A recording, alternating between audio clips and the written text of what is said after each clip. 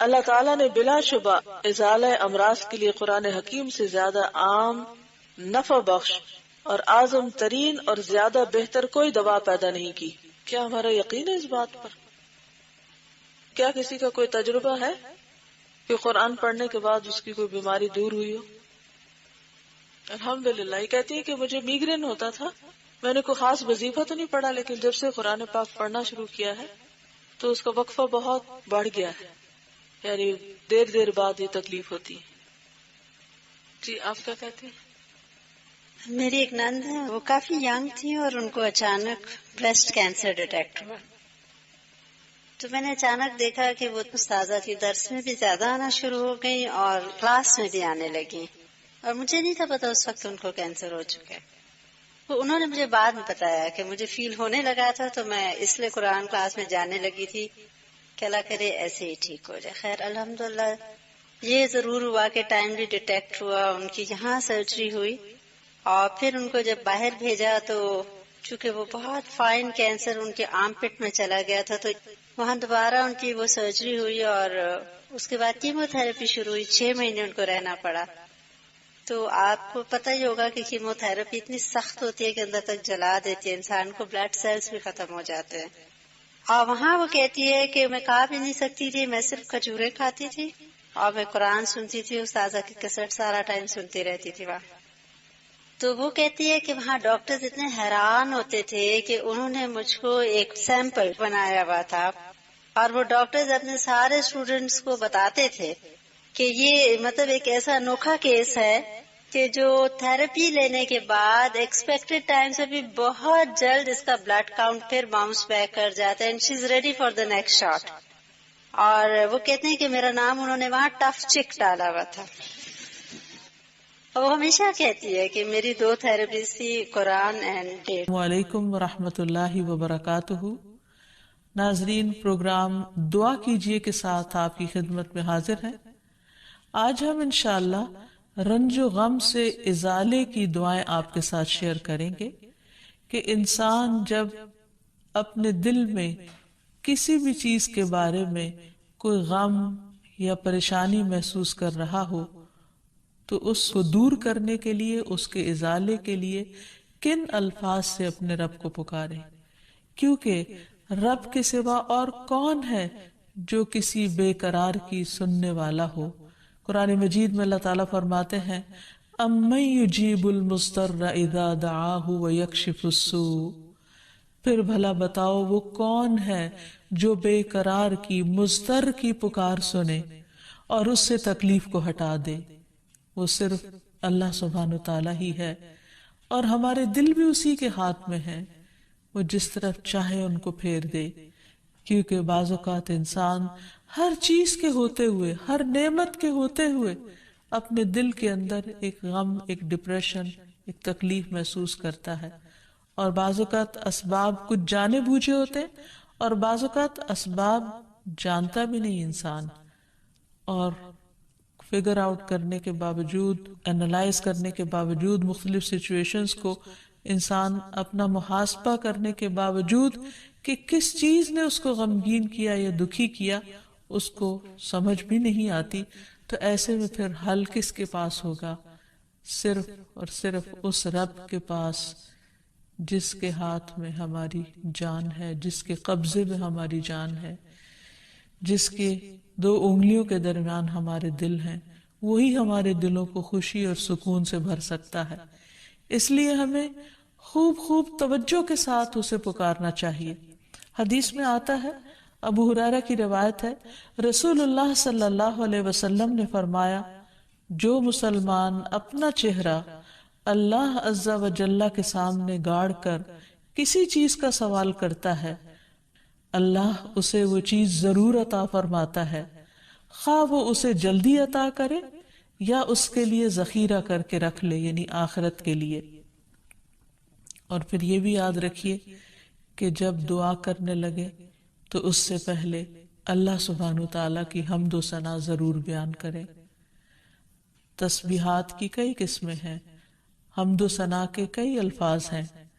آج ہم کچھ نئے الفاظ دیکھیں گے کہ کس طرح ایک صحابی نے نماز کے دوران جب نبی صلی اللہ علیہ وسلم نے رکوع سے سر اٹھایا تو انہوں نے یہ الفاظ پڑھے، بے ساختہ بے اختیار اللہ کی تعریف کے الفاظ، ربنا ولک الحمد حمدا کثیرا طیبا مبارکا فیہ۔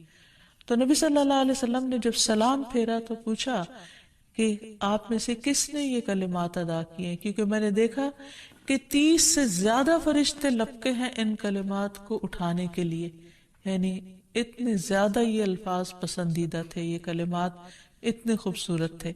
تو اس لیے نماز کے اندر بھی، رکوع کے بعد بھی یہ دعا پڑھی جا سکتی ہے، اور عام حالات میں بھی جب ہم اللہ تعالیٰ سے کچھ مانگنے لگے تو اس وقت اللہ تعالیٰ کی حمد و ثنا کے طور پر بھی اس تسبیح کو پڑھا جا سکتا ہے۔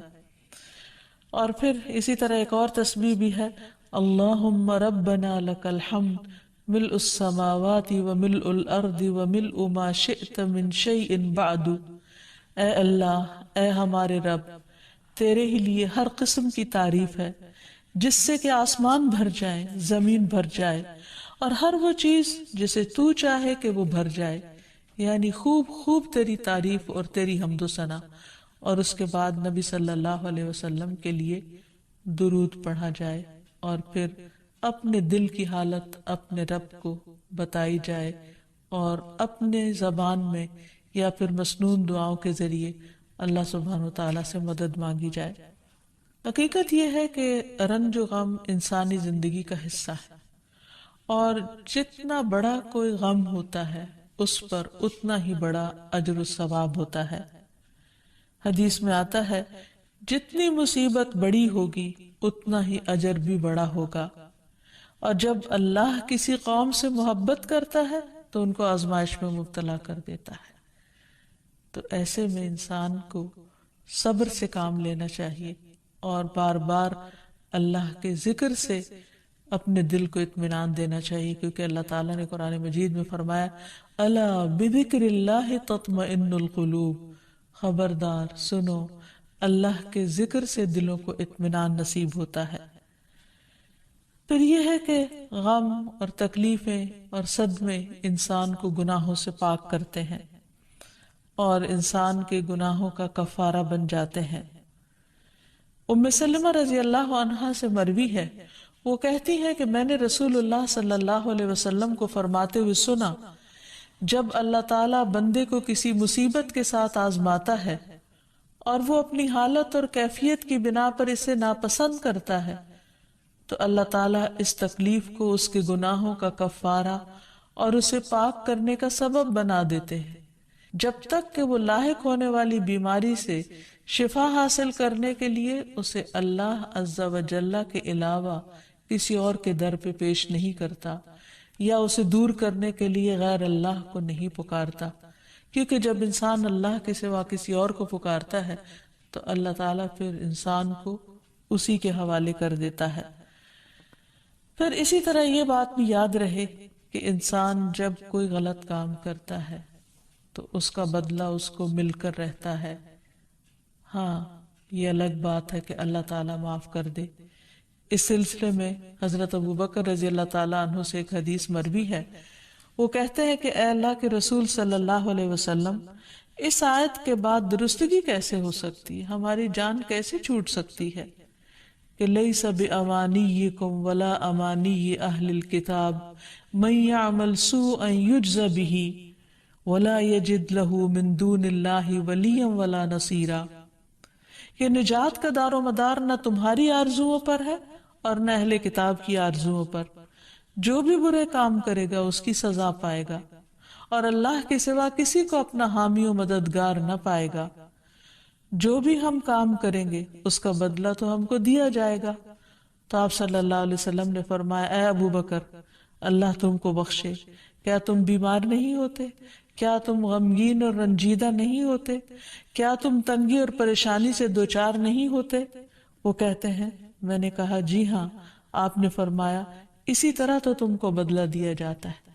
یعنی قرآن مجید میں یہ جو آتا ہے نا، من یعمل سوءا یجز بہ، جو برا کرے گا بدلہ پائے گا، تو یہ بیماریاں، تکلیفیں، دکھ، یہ ایک طرح سے بدلہ ہے۔ پھر یہ یاد رکھیے کہ انسان پر جب بھی کوئی غم یا تکلیف یا پریشانی آئے تو وہ اپنے غم کا حال اپنے رب کو سنائے، جیسا کہ یعقوب علیہ السلام یوسف علیہ السلام کی جدائی میں جب کرب اور تکلیف میں مبتلا ہوتے تو وہ اپنے غم کی داستان اپنے رب کو سناتے۔ قرآن مجید میں آتا ہے انما اشکو بسی و حزنی الی اللہ، کہ میں اپنے غم اور دکھ کی داستان اپنے رب کو ہی سناتا ہوں۔ یعنی لوگوں کے سامنے چرچا نہیں کرتے تھے کہ ان کے دل پر کیا بیت رہی ہے، ہاں وہ اپنے رب سے ضرور اپنے غم کو شیئر کرتے تھے۔ اسی طرح یونس علیہ السلام کا قصہ ہمارے سامنے ہے۔ قرآن مجید میں اللہ تعالیٰ فرماتے ہیں وَذَا النُّونِ إِذ ذَهَبَ مُغَاضِبًا فَظَنَّ أَن لَّن نَّقْدِرَ عَلَيْهِ فَنَادَىٰ فِي الظُّلُمَاتِ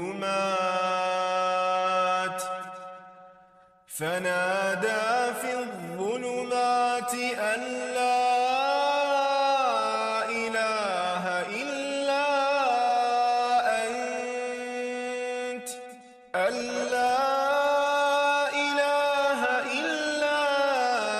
أنت سبحانك إني كنت من الظالمين فاستجبنا له ونجيناه من الغم وكذلك ننجي المؤمنين۔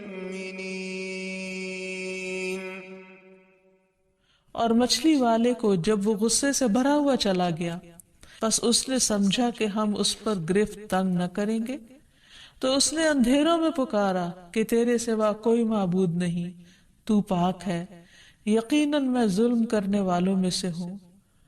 تو ہم نے اس کی دعا قبول کی اور اسے غم سے نجات دی، اور اسی طرح ہم ایمان لانے والوں کو نجات دیتے ہیں۔ یعنی جس طرح یونس علیہ السلام کو اس کلمے کی بدولت غم سے نجات دی، تو اللہ تعالیٰ کا وعدہ ہے کہ باقی اہل ایمان کو بھی ہم غم سے نجات دیں گے اسی کلمے کی برکت سے۔ پھر اسی طرح یہ ہے کہ انسان عملی طور پر بھی کچھ طریقے اختیار کرے غم کو دور کرنے کے، یعنی دعاؤں کے ساتھ ساتھ۔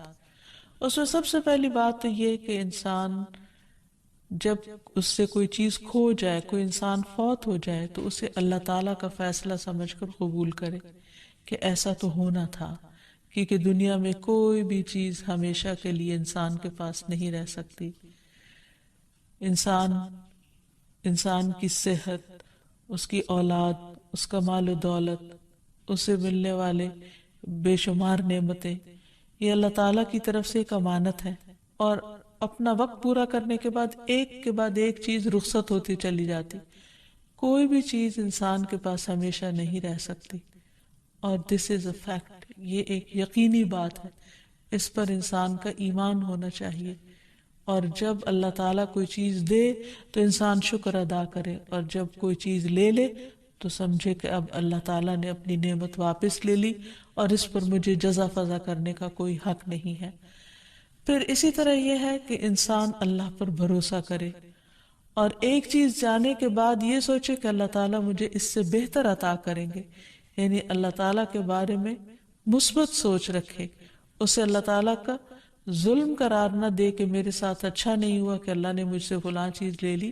نہیں، نبی صلی اللہ علیہ وسلم نے حضرت ام سلمہ کو یہ دعا سکھائی تھی، اللہم اجرنی فی مصیبتی واخلف لی خیرا منہا، جب ان کے شوہر ابو سلمہ کا انتقال ہوا تھا کہ اللہ مجھے اس مصیبت میں اجر عطا کر اور مجھے اس سے بہتر چیز عطا کر، اور بعد میں ان کا نکاح نبی صلی اللہ علیہ وسلم کے ساتھ ہوا۔ پھر اسی طرح یہ ہے کہ جو شخص اللہ تعالیٰ کے فیصلوں پر راضی ہو جاتا ہے، اللہ تعالیٰ بھی اس سے راضی ہوتا ہے، تو اس لیے تکلیف آنے پر بھی انسان کو الحمدللہ کہنا چاہیے کہ اللہ تیرا شکر ہے، یعنی میں ہر حال میں تجھ سے راضی ہوں۔ نبی صلی اللہ علیہ وسلم پر کوئی تکلیف یا رنج و غم کی کیفیت آتی تو آپ فرماتے الحمدللہ علی کل حال، میں ہر حال میں اللہ تعالیٰ کا شکر ادا کرتا ہوں۔ پھر اسی طرح یہ ہے کہ انسان کثرت سے تسبیح کرے، کیونکہ تسبیح کرنا انسان کے رنج و غم کو دور کر دیتا ہے۔ وَلَقَدْ نَعْلَمُ أَنَّكَ يَضِيقُ صَدْرُكَ بِمَا يَقُولُونَ فَسَبِّحْ بِحَمْدِ رَبِّكَ وَكُن مِّنَ السَّاجِدِينَ وَاعْبُدْ رَبَّكَ حَتَّى يَأْتِيَكَ الْيَقِينُ، اور بلا شبہ یقیناً ہم جانتے ہیں کہ بے شک آپ کا سینہ اس سے تنگ ہوتا ہے جو وہ کہتے ہیں، یعنی لوگوں کے باتیں بنانے پر آپ تنگ ہوتے ہیں، بس اپنے رب کی حمد کے ساتھ تسبیح کیجیے اور سجدہ کرنے والوں میں سے ہو جائیے، اور اپنے رب کی عبادت کیجیے یہاں تک کہ آپ کے پاس یقین آ جائے، یعنی وفات کا وقت آ جائے۔ تو اس آیت سے یہ پتہ چلتا ہے کہ رنج و غم کا علاج کثرت سجود میں ہے اور اللہ سبحانہ و تعالیٰ کی تسبیح میں، اور دوام کے ساتھ، کنسسٹنسی کے ساتھ اللہ تعالیٰ کی عبادت کرتے رہنے میں۔ یعنی عموماً جب انسان پر کوئی غم آ جاتا ہے تو عبادت کی قوت کم ہو جاتی ہے، حالانکہ عبادت ہی اس غم کو دور کرنے کا ذریعہ بنتا ہے، تو اس کی پابندی ضروری ہے۔ نبی صلی اللہ علیہ وسلم جب بھی کوئی تکلیف ہوتی، جب بھی کوئی پریشانی ہوتی، فوراً نماز کی طرف رجوع کیا کرتے تھے۔ فرض نماز کے علاوہ نوافل سے بھی مدد لینی چاہیے، یعنی اللہ سبحانہ و تعالیٰ کے حضور سجدے میں پڑ جانا چاہیے تاکہ انسان کی پریشانی دور ہو جائے۔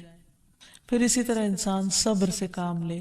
اللہ تعالیٰ فرماتے ہیں وَاصْبِرْ وَمَا صَبْرُكَ إِلَّا بِاللَّهِ، صبر کیجئے اور آپ کا صبر اللہ ہی کی توفیق سے ہے، یعنی جو شخص صبر کرتا ہے اللہ تعالیٰ اس کو پھر صبر عطا کر دیتا ہے۔ پھر اسی طرح یہ ہے کہ انسان زبان سے برے الفاظ ادا نہ کرے۔ آپ صلی اللہ علیہ وسلم نے اپنے بیٹے ابراہیم کی وفات پر آنسو تو بہائے، لیکن زبان سے کوئی ایسا جملہ نہیں نکالا جو اللہ تعالیٰ کو ناراض کرے۔ آپ نے فرمایا آنکھ روتی ہے، دل غمگین ہوتا ہے، مگر ہم وہی بات کہتے ہیں جس سے ہمارا رب راضی ہے۔ اے ابراہیم، ہم تمہاری جدائی کے سبب غمگین ہیں، یعنی ہمیں دکھ ضرور ہے لیکن زبان سے کوئی ایسی بات نہیں کریں گے جو اللہ تعالیٰ کو ناراض کرنے والی ہو۔ پھر اسی طرح انسان جزا فضا نہ کرے بلکہ اللہ تعالیٰ کا ذکر کرے، کیونکہ انسان زبان سے اگر ایسی باتیں نکالے بھی جو اللہ تعالیٰ کو ناراض کرنے والی ہیں تو اس سے انسان کے غم کا ازالہ نہیں ہو سکتا۔ اور پھر سب سے بڑی بات یہ کہ انسان آخرت کا غم خود کو لگا لے، کیونکہ جو شخص آخرت کے غم میں مبتلا ہو جاتا ہے اس کے لیے دنیا کے غم بہت آسان ہو جاتے ہیں، اور ساتھ ساتھ دعاؤں کے ذریعے اللہ تعالیٰ سے مدد لیتا رہے تاکہ غموں کو نبھانا آسان ہو جائے۔ نبی صلی اللہ علیہ وسلم کو جب کوئی غم پہنچتا یا کوئی پریشانی ہوتی تو آپ فرماتے یا حی یا قیوم برحمتک استغیث، اے زندہ رہنے والے، اے قائم رہنے والے، تیری رحمت کے وسیلے سے فریاد کرتا ہوں، یا اللہ تو میرا غم دور کر دے۔ ایک اور مسنون دعا ہے اللہم انی اعوذ بک من الہم والحزن والعجز والکسل والبخل والجبن ودلع الدین وغلبۃ الرجال۔ اے اللہ، میں تیری پناہ مانگتا ہوں غم، عاجزی، سستی، بخل، بزدلی، قرضداری کے بوجھ اور ظالم کے اپنے اوپر غلبے سے۔ رسول اللہ صلی اللہ علیہ وسلم نے فرمایا کیا میں تمہیں ایسی دعا نہ بتاؤں کہ جب کوئی رنج و غم اور الم میں مبتلا شخص اس کو پڑھے تو اس کی تکلیف دور ہو جائے؟ کہا گیا کیوں نہیں؟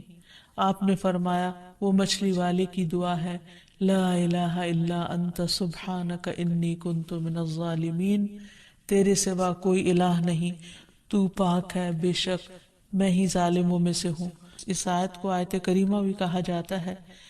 اس آیت کا ورد کثرت کے ساتھ کرنا چاہیے، لیکن سوچ سمجھ کر اور شعور کے ساتھ۔ اس سلسلے میں یہ یاد رہے کہ کسی خاص نمبر کی کوئی تاکید نہیں کی گئی کہ 100 دفعہ پڑھا جائے یا 1000 یا 1,00,000 دفعہ پڑھا جائے۔ انسان جتنی بار بھی پڑھے، پوری شعور اور توجہ کے ساتھ پڑھے تو انشاءاللہ اس کا غم دور ہو جائے گا۔ اسی طرح ابن عباس سے روایت ہے، نبی صلی اللہ علیہ وسلم پریشانی آنے پر یہ فرماتے تھے، لا الہ الا اللہ العظیم الحلیم، لا الہ الا اللہ رب العرش العظیم، لا الہ الا اللہ رب السماوات ورب الارض ورب الارض ورب العرش الکریم۔ اس اللہ کے علاوہ کوئی معبود نہیں جو بڑا عظیم اور بردبار ہے، اس اللہ کے علاوہ کوئی معبود نہیں جو عرش عظیم کا مالک ہے، اس اللہ کے علاوہ کوئی معبود نہیں جو زمین و آسمان اور عرش کریم کا رب ہے۔ اسی طرح نبی صلی اللہ علیہ وسلم نے حضرت اسماء بنت امیس کو یہ دعا سکھائی تھی، اللہ اللہ ربی لا اشرک بہ شیئا، اللہ ہی میرا رب ہے، میں اس کے ساتھ کسی کو شریک نہیں کرتا۔ تو آپ نے فرمایا جب تم میں سے کسی کو کوئی پریشانی یا غم پہنچے تو اسے یہ دعا پڑھنی چاہیے۔ اسی طرح ایک اور بہت خوبصورت دعا ہے جو ہر طرح کے غم سے نجات دینے والی ہے۔ رسول اللہ صلی اللہ علیہ وسلم نے فرمایا، کسی شخص کو جب کوئی غم اور دکھ لاحق ہو تو وہ یہ کلمات کہہ لے، اللہم انی عبدک وابن عبدک وابن امتک ناصیتی بیدک ماض فی حکمک عدل فی قضاؤک اسألک بکل اسم هو لک سمیت به نفسک او علمتہ احدا من خلقک او انزلتہ فی کتابک او استأثرت به فی علم الغیب عندک ان تجعل القرآن ربیع قلبی ونور صدری وجلاء حزنی وذہاب ہمی۔ اے اللہ میں تیرا بندہ ہوں، تیرے بندے کا بیٹا اور تیری بندی کا بیٹا، میری پیشانی تیرے ہاتھ میں ہے، میری ذات پر تیرا حکم چلتا ہے، میری ذات کے متعلق تیرا فیصلہ عدل و انصاف والا ہے۔ میں تجھے تیرے ہر اس نام کا واسطہ دے کر کہتا ہوں جو تو نے اپنے لیے خود تجویز کیا یا اپنی مخلوق میں سے کسی کو وہ نام سکھایا یا اسے اپنی کتاب میں نازل فرمایا یا اسے اپنے پاس علم غیب میں ہی اسے محفوظ رکھا، کہ تو قرآن کو میرے دل کی بہار، سینے کا نور، غم میں روشنی اور پریشانی کی دوری کا ذریعہ بنا دے، تو اللہ تعالیٰ اس شخص کا غم دور کر دیں گے اور اس کی جگہ کشادگی پیدا کر دیں گے۔ کسی نے پوچھا کہ اللہ کے رسول صلی اللہ علیہ وسلم کیا ہم اس دعا کو سیکھ نہ لیں؟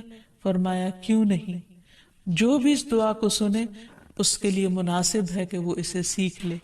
یعنی ہر شخص کسی نہ کسی طرح غم میں سے گزرتا ہے اور اس کو اس کی ضرورت پڑ سکتی ہے، اس لیے اسے سیکھ لینا چاہیے۔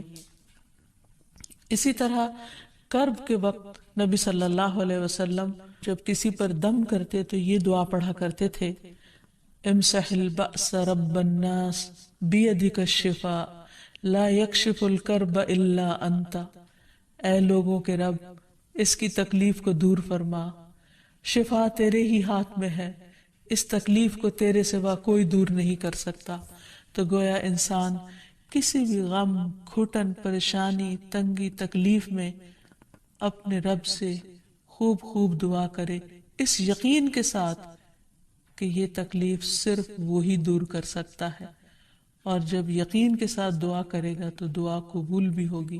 تو اللہ تعالیٰ سے دعا ہے کہ وہ ہمارے سب کے دلوں کو قرآن کے نور سے منور کر دے اور غموں کے اندھیروں کو دور کر دے اور ہمارے دلوں کو راحت اور اطمینان نصیب فرمائے۔ وآخر دعوانا ان الحمد للہ رب العالمین۔ السلام علیکم ورحمۃ اللہ۔